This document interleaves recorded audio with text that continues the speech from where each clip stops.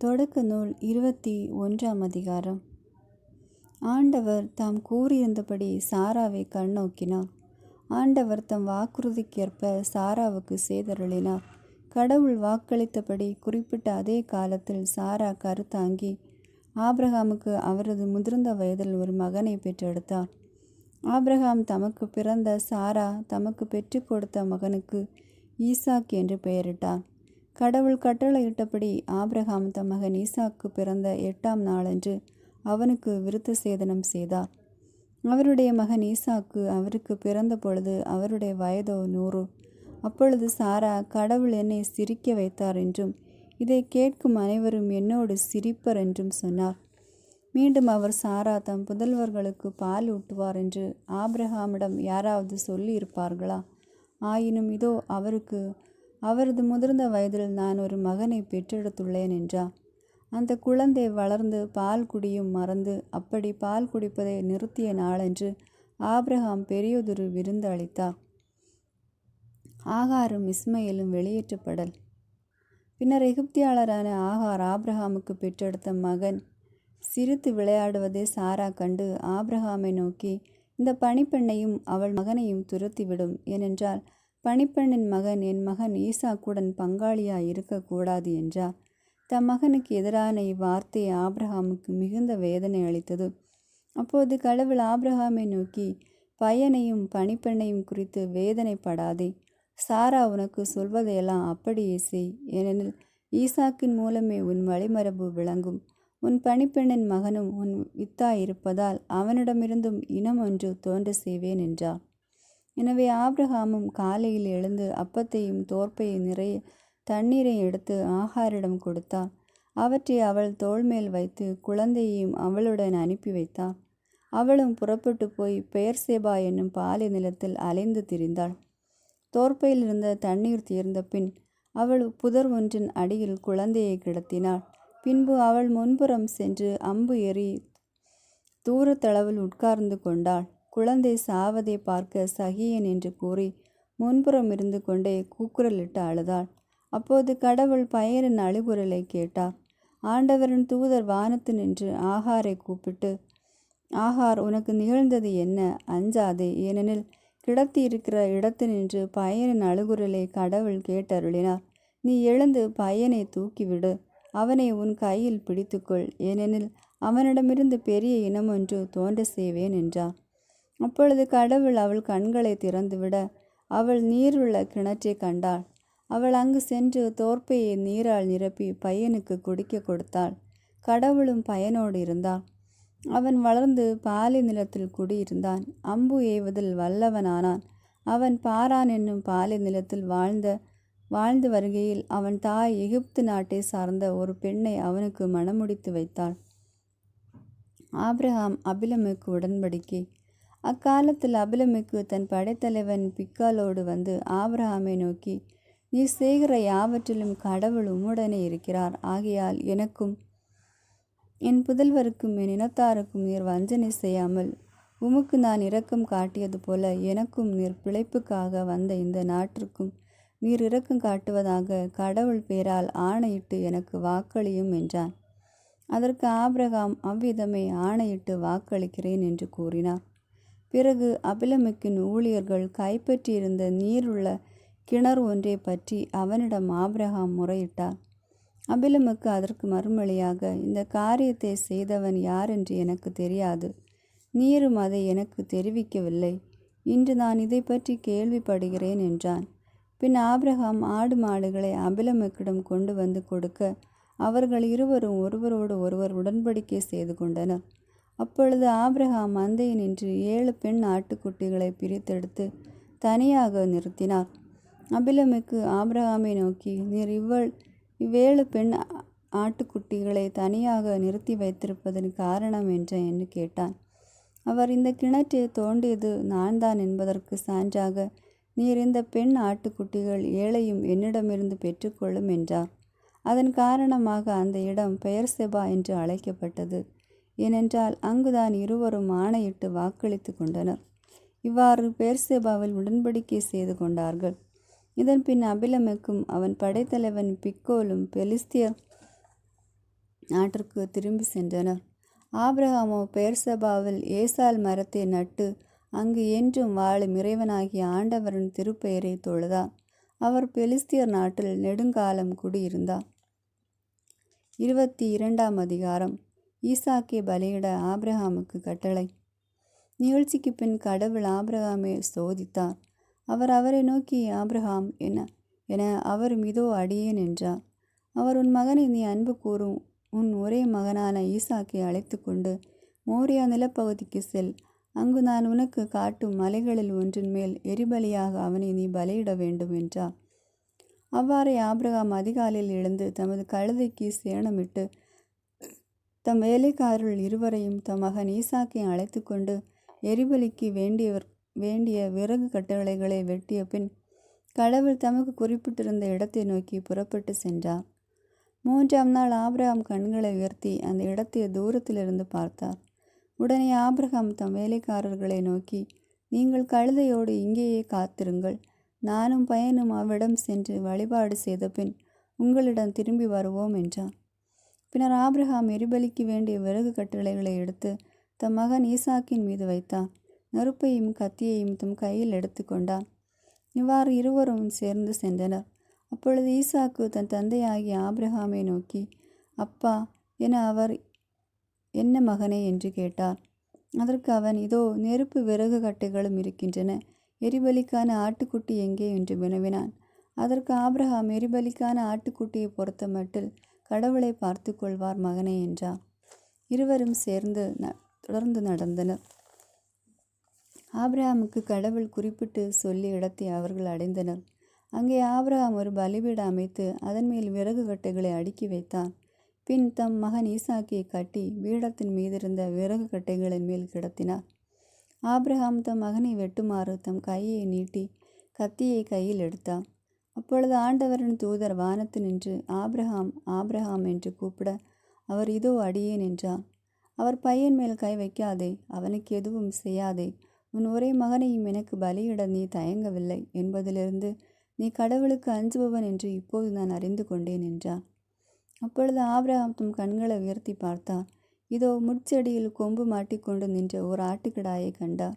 உடனே ஆபிரகாம் அங்கு சென்று அந்த கிடாயை பிடித்து தம் மகனுக்கு பதிலாக எரிபலியாக்கினார். எனவே ஆபிரகாம் இந்த இடத்திற்கு யாவாயிரே என்று பெயரிட்டார். ஆதலால் தான் மலையில் ஆண்டவர் பார்த்து கொள்வார் என்று இன்று வரை வழங்கி வருகிறது.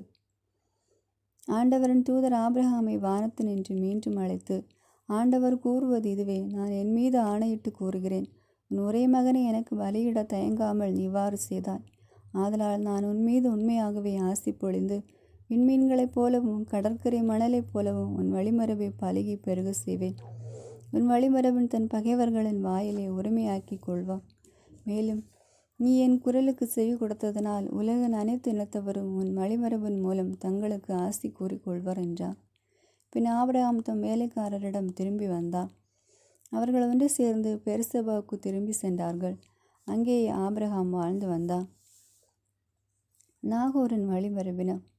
இந்நிகழ்ச்சிக்கு பின், உன் சகோதரன் நாகோருக்கு மில்கார் புதல்வரை பெற்றெடுத்திருக்கிறாள் என்று ஆபிரகாமுக்கு சொல்லப்பட்டது. மூத்த மகன் ஊசு, அவன் தம்பி பூசு, ஆராமின் தந்தையான கெமுவேல், கெசேது, அசோ, பில்தாசு, இதிலாபு, பெத்துவேல் ரெபேக்காவின் தந்தை. இந்த 8 புதல்வர்களையும் மில்கா ஆபிரகாமின் சகோதரன் நாகோருக்கு பெற்றெடுத்தாள். மேலும் அவனுக்கு மறுமனைவியாக ரமி, தெபாகு, கஹாம், தகாசு, மாக்கா என்பவர்களையும் பெற்றெடுத்தாள். 23ஆம் அதிகாரம். சாராவின் இறப்பு, மூதாதையரின் கல்லறை. சாரா 127 ஆண்டுகள் வாழ்ந்தார். சாராவின் வயது இதுவே. கானான் நாட்டிலுள்ள எப்ரோன் என்ற கிரியாத்து அர்பா நகரில் சாரா இறந்தார். அவருக்காக புலம்பி அழுவதற்காக ஆபிரகாம் சென்றார். பிறகு சடலம் இருந்த இடத்தை விட்டு அவர் எழுந்து இத்தியரிடம் சென்று சொன்னது, நான் உங்களிடையே அந்நியனும் அகதியுமாயிருக்கிறேன். என் வீட்டில் இறந்தாரை நான் அடக்கம் செய்வதற்கான கல்லறை நிலத்தை உங்களுக்குரிய சொத்திலிருந்து எனக்கு விற்றுவிடுங்கள் என்று கேட்டார். இத்தியர் ஆபிரகாமுக்கு மறுமொழியாக, எம் தலைவரை கேளும், நீர் எங்களிடையே ஒரு வலிமை மிக்க தலைவராயிருக்கிறீர். எங்கள் கல்லறைகள் சிறந்த ஒன்றில் உமது வீட்டில் இறந்தாரை அடக்கம் செய்யலாம். வீட்டில் இறந்தாரை நான் கல்லறை தன் கல்லறையில் நீர் அடக்கம் செய்ய எங்களுள் எவனும் மறுக்க மாட்டான் என்றார். அப்போது ஆபிரகாம் எழுந்து அந்நாட்டு மக்களாகிய இத்தியர் முன் தாழ்ந்து வணங்கி அவர்களை நோக்கி, என் வீட்டில் இறந்தாரை நல்லடக்கம் செய்வதை நீங்கள் விரும்பினால் நான் சொல்வதை கேளுங்கள். நீங்கள் சோகாரின் மகனான எப்ரோனிடம் எனக்காக பரிந்து பேசி அவருக்கு சொந்தமானதும் அவரது வயலில் மூலையில் இருப்பதுமான மக்பேலா குகை எனக்கு தரும்படி செய்யுங்கள். உங்களிடையே எனக்கு உடமையான கல்லறை நிலம் இருக்குமாறு முழு விலக்கு எனக்கு அதை விட்டுவிடும்படி கேளுங்கள் என்றான். இத்தியனான எப்ரோன் மற்ற இத்தியரோடு அமர்ந்திருந்தான். அவன் நகர வாயிலுக்கு வரும் இத்தியர் அனைவரும் கேட்கும்படி ஆபிரகாமை நோக்கி, வேண்டாம் என் தலைவரே, நான் சொல்வதை கேளும். நிலத்தையும் அதிலுள்ள குகையை உமக்கு நான் கொடுத்து விடுகிறேன். என் இனத்தார் முன்னிலையிலே அதை நான் உமக்கு கொடுத்து விடுகிறேன். வீட்டில் இறந்தாரை அடக்கம் செய்வீராக என்றான். அப்போது ஆபிரகாம் அந்நாட்டு மக்கள் முன் தாழ்ந்து வணங்கி அவர்கள் கேட்கும்படியாக எப்ரோனை நோக்கி, நான் சொல்வதை தயவு செய்து கேளும். நிலத்திற்கான பணத்தை தருகிறேன், பெற்றுக்கொள்ளும். அப்பொழுதுதான் என் வீட்டில் இறந்தோரை அங்கு நான் அடக்கம் செய்வேன் என்றார். அதற்கு எப்ரோன் ஆபிரகாமை நோக்கி, என் தலைவரை, என் வார்த்தையை கேளும். நீ கேட்கிற நிலம் 400 வெள்ளி காசுகள்தான் பெறும். நமக்குள்ள இது என்ன? வீட்டில் இறந்தாரை அடக்கம் செய்து கொள்ளும் என்றான். எப்ரோன் சொன்னதற்கு இசைந்த ஆபிரகாம் இத்தியர் முன்னிலையில் பேசியபடி 400 வெள்ளி காசுகளை அன்றைய வணிக வழக்கிற்கேற்ப நிறுத்தி கொடுத்தான். இவ்வாறு மக்பேலாவில் மம்ரே அருகில் எப்ரோனுக்கு சொந்தமான நிலமும் அதிலிருந்த குகையும் நிலத்திலும் அதன் எல்லையை சுற்றிலும் இருந்த எல்லா மரங்களும் நகர வாயிலுக்கு வரும் அனைத்து இத்தியர் முன்னிலையிலும் ஆபிரகாமுக்கு உடைமையாயின. இவ்வாறு மம்ரே அருகில் மக்பேலா நிலத்தின் கல்லறையில் ஆபிரகாம் தம் மனைவி சாராவை அடக்கம் செய்தார். இதுவே கானான் நாட்டில் இருக்கும் எப்ரோன். இவ்வாறு அந்நிலமும் அதிலிருந்த குகையும் இத்தியரிடமிருந்து ஆபிரகாமுக்கு உடைமையான கல்லறை நிலமாக உறுதி செய்யப்பட்டது. 24ஆம் அதிகாரம். ஈசாக்கு ரெபேக்கா திருமணம். ஆபிரகாம் வயது மிகுந்தவராய் முதுமை அடைந்தார். ஆண்டவர் அவருக்கு அனைத்திலும் ஆசி வழங்கியிருந்தார். ஒரு நாள் அவர் தம் வீட்டின் வேலைக்காரர்களில் மூத்தவரும் தமக்குரிய அனைத்திற்கும் அதிகாரியுமானவரை நோக்கி, உன் கையை என் தொடையின் கீழ் வைத்து விண்ணுலோர்க்கும் மண்ணுலோர்க்கும் கடவுளாகிய ஆண்டவர் மேல் ஆணையிட்டு சொல், நான் வாழ்ந்து வரை கானான் நாட்டு பெண்களிடையே என் மகனுக்கு பெண் கொள்ள மாட்டாய் என்றும், என் சொந்த நாட்டிற்கு போய் என் உறவினரிடம் என் மகள் ஈசாக்கிற்கு பெண் கொள்வாய் என்றும் சொல் என்றார். அதற்கு அவர், ஒருவேளை பெண் என்னோடு இந்நாட்டிற்கு வர மறுத்துவிட்டால் தாங்கள் விட்டு வந்த அந்நாட்டிற்கு தங்கள் மகனை கூட்டிக் கொண்டு போகலாமா என்று கேட்டார்.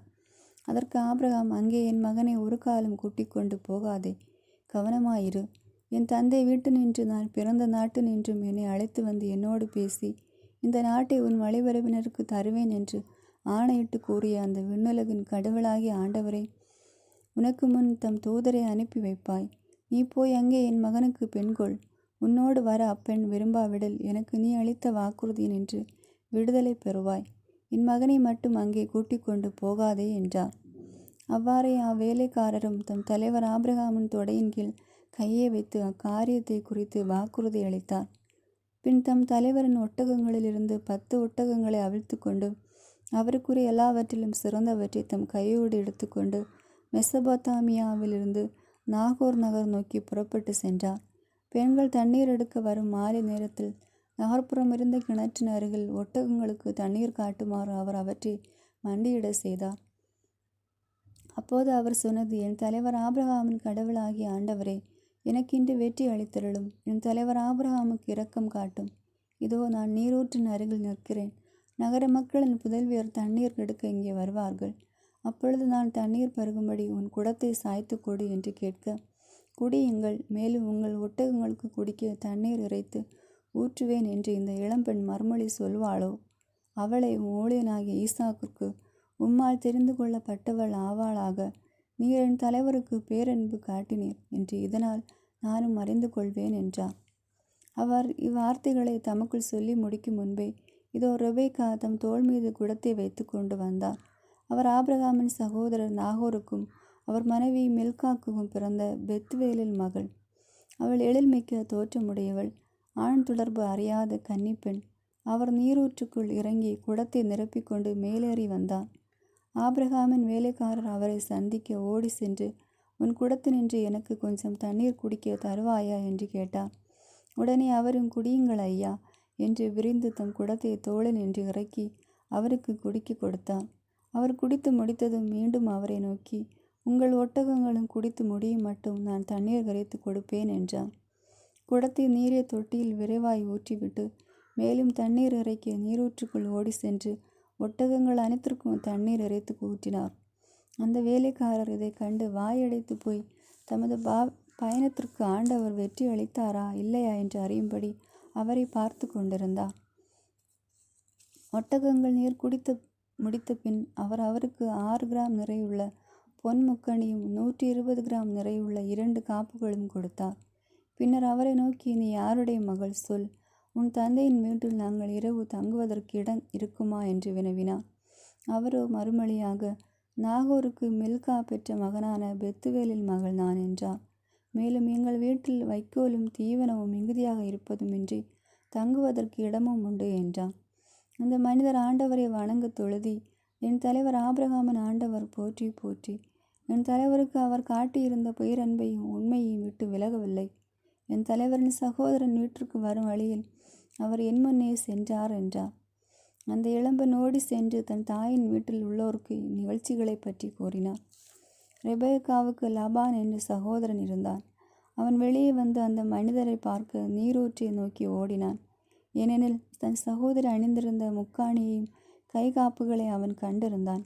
அந்த மனிதர் என்னிடம் இவ்வாறு சொன்னார் என்று தன் சகோதரி ரெபேக்கா கூறிய வார்த்தைகளையும் கேட்டிருந்தான். அவன் அந்த ஆளிடம் ஓடி சென்று நீரூற்று அருகில் ஒட்டகங்களோடு அவர் நின்று கொண்டிருப்பதை கண்டான். அவன் அவரை நோக்கி, ஆண்டவரின் ஆசி பெற்றவரே, வருக, இங்கு தாங்கள் வெளியே நிற்பதா ஏன்? உமக்காக வீட்டையும் ஒட்டகங்களுக்காக இடத்தையும் துப்புரவு செய்து வைத்திருக்கிறேன் என்று சொன்னான். அவன் அவரை வீட்டிற்கு அழைத்து கொண்டு வந்து ஒட்டகங்களின் சுமையை இறக்கி வைக்கோலும் தீவனமும் இட்டு அவருக்கும் அவரோடு வந்த ஆட்களுக்கும் கைகால் கழுவதற்கு தண்ணீர் கொடுத்தான். பின் அவருக்கு உணவு பரிமாறப்பட்டது. அவரோ, நான் வந்த காரியத்தை பற்றி சொல்லும் முன் சாப்பிட மாட்டேன் என லாபான் சொல்லும் என்றான். அப்பொழுது அவர், நான் ஆபிரகாமின் வேலைக்காரன். என் தலைவருக்கு ஆண்டவர் மிகுதியான ஆசி வழங்கி அவரை செல்வராக்கி ஆடு மாடுகளையும் பொன்வெள்ளியையும் வேலைக்காரிகளையும் ஒட்டகங்கள் கழுதைகளையும் அவருக்கு கொடுத்திருக்கிறார். மேலும் என் தலைவரின் மனைவியாகிய சாரா தம் வயது முதிர்ந்த காலத்தில் என் தலைவருக்கு ஒரு மகனை பெற்றெடுத்தார். அவனுக்கு தமக்குரிய அனைத்தையும் கொடுத்திருந்தார். என் தலைவர் என்னை ஆணையிட செய்து, நான் வாழ்ந்து வரும் இந்த கானான் நாட்டு பெண்களிடையே என் மகனுக்கு நீ பெண் கொள்ள மாட்டாய் என்றும், என் தந்தையின் வீட்டாரிடமும் என் இனத்தாரிடமும் சென்று என் மகனுக்கு நீ பெண் கொள்வாய் என்றும் சொல் என்றார். அப்போது நான் என் தலைவரை நோக்கி, ஒருவேளை பெண் என்னோடு வரவில்லை என்றார் என்று வினவினேன். அதற்கு அவர் மறுமொழியாக, ஆண்டவர் திரும்ப நான் வாழ்ந்து வருபவன். அவர் உன்னோடும் தம் தூதரை அனுப்பி உனது பயணத்தை வெற்றி பெற செய்வார். என் இனத்தாரிடையே என் தந்தையின் குடும்பத்திலிருந்து என் மகனுக்கு பெண் கொள்வாய். அப்பொழுது நீ எனக்கு அளித்த வாக்குறுதி நின்று விடுதலை பெறுவாய். அப்படியே நீர் இனத்தாரிடம் போய் கேட்டும் அவர்கள் தராவிட்டால் நீர் எனக்கு அளித்த வாக்குறுதி நின்று விடுதலை பெறுவாய் என்றான். இன்று நான் அந்த நீரூற்றின் அருகில் வந்தவுடன் என் தலைவர் ஆபிரகாமின் கடவுளாகிய ஆண்டவரை, நான் மேற்கொண்ட பயணத்திற்கு கருணை கூர்ந்து வெற்றி தாரும். இதோ நான் நீரூற்றின் அருகில் நிற்கிறேன். தண்ணீர் எடுக்க வரும் இளம்பெண்ணிடம், நான் பருகும்படி உன் குடத்திலிருந்து எனக்கு கொஞ்சம் தண்ணீர் தா என்று கேட்க, அவள், குடியுங்கள், மேலும் உங்கள் ஒட்டகங்களுக்கு தண்ணீர் இறைத்து ஊற்றுவேன் என்று சொல்வாளாயின், அவளை என் தலைவரின் மகனுக்கு ஆண்டவரால் தேர்ந்தெடுக்கப்பட்டவள் ஆவாள் என்று என் மனதிற்குள் சொல்லி முடிக்கும் முன்பே, இதோ ரெபேக்கா தன் தோள் மீது குடத்தை வைத்து கொண்டு வந்தாள். நீர் இறைக்குமாறு அவள் நீரூற்றுக்குள் இறங்கினாள். அப்பொழுது நான் அவளிடம், எனக்கு குடிக்க தா என்றேன். அவள் உடனே தோளிலிருந்து குடத்தை இறக்கி, குடியுங்கள், உங்கள் ஒட்டகங்களுக்கு தண்ணீர் காட்டுவேன் என்று கூற நானும் குடித்தேன். ஒட்டகங்களுக்கும் அவள் தண்ணீர் காட்டினாள். பின்பு நான் அவளை நோக்கி, நீ யாருடைய மகள் என நான் நாகோருக்கு மில்கா பெற்ற மகனான பெத்துவேலின் மகள் என்றார்.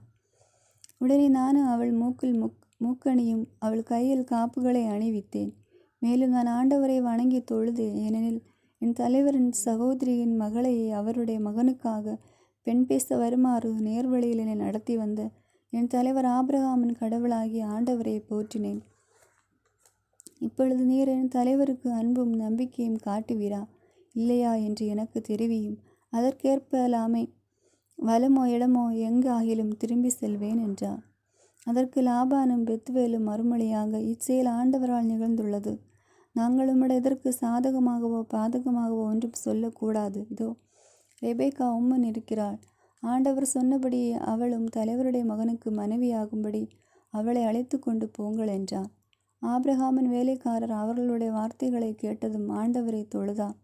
பிறகு அவர் பொன் வெள்ளி நகைகளையும் ஆடைகளையும் எடுத்து ரெபேக்காவுக்கு கொடுத்தார். அவர் சகோதரருக்கும் தாய்க்கும் விலையுறந்த அன்பளிப்புகளையும் கொடுத்தார். பின் அவரும் அவரோடு இருந்தவர்களும் உண்டு குடித்து அங்கு இரவை கழித்தார். அவர்கள் மறுநாள் காலை எழுந்ததும் அவர்களின் தலைவரிடம் போக விடை தாருங்கள் என்றார். ரெபேக்காவின் சகோதரனும் தாயும் அவரை நோக்கி, பெண் 10 நாட்களில் எங்களோடு இருக்கட்டும், அதன்பின் புறப்பட்டு போகலாம் என்று மறுமொழி கூறினார். ஆனால் அவர் அவர்களிடம், என்னை நீங்கள் தாமதப்படுத்தாதீர்கள். ஆண்டவர் என் பயணத்திற்கு வெற்றியை தந்திருக்கிறார். என் தலைவரிடம் நான் செல்லும்படி விடை கொடுங்கள் என்றார். அதற்கு அவர்கள், பெண்ணை அழைத்து அவள் விருப்பத்தை கேட்போம் என்றனர். அப்படியே ரெபேக்காவை அழைத்து, இவரோடு போகிறாயே என்று அவரை கேட்டனர். அவரும் போகிறேன் என்றார். எனவே அவர்கள் தங்கள் சகோதரி ரெபேக்காவையும் அவர் தாதியையும் ஆபிரகாமின் வேலைக்காரரையும் அவரை சேர்ந்தவர்களை அனுப்பி வைத்தனர். அப்பொழுது அவர்கள் ரெபேக்காவுக்கு ஆசி வழங்கி அவளை நோக்கி, என் சகோதரியே, 1000 நீ பெருகுவாய். உன் வழிமரபினர் தங்கள் பகைவர் நகர்களை உரிமையாக்கி கொள்வார்களாக என்றனர். பின்பு ரெபேக்காவும் அவருடைய தோழியரும் ஒட்டகங்களின் மீது ஏறி அந்த மனிதரை தொடர்ந்தனர். அந்த வேலைக்காரர் அவரை அழைத்து கொண்டு போனார். இதற்கிடையில் பெயர்காலாயரை என்ற இடத்திலிருந்து ஈசாக்கு புறப்பட்டு நெகேபு பகுதியில் வாழ்ந்து வந்தார். மாலையில் வெளியே வயல்புறம் சென்றபோது அவர் கண்களை உயர்த்தி பார்த்தபோது ஒட்டகங்கள் வருவதை கண்டார்.